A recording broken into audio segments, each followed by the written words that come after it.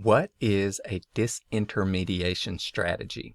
Well, this is a form of competitive strategy in the marketplace where you simply attempt to remove any existing intermediaries, also known as middlemen, or people that are somehow embedded in the value chain or value delivery process, such as sales agents in the supply chain or other finance people in the transactional chain like buyers, agents, wholesalers, distributors, banks, finance houses, brokers, that type of thing.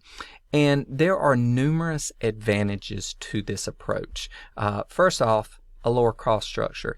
Anytime you remove others from the value chain, it means they're not incurring any of the value being delivered as part of the process or siphoning off any of the value.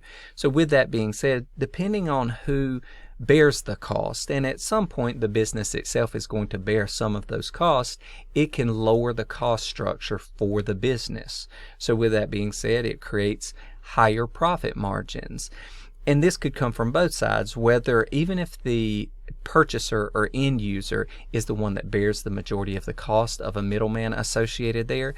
If there is no middleman associated, that is, the business is dealing directly with the customer, client, or end user and consummating the transaction without having to share any of the profits or commission or anything like that, the business could ultimately charge a higher price and yield more of a profit margin for the business based upon the price that they're charging or the costs that that they incur in delivering the service or providing the product. So it can also yield supply chain or value chain efficiencies. Not having a lot of people involved in the value chain process means that you can avoid all of the inefficiencies that come with things like shipping and logistics, reporting through multiple layers between the creator of the value proposition and the purchaser or end user, and it can create all sorts of operational efficiencies depending on the nature of the business.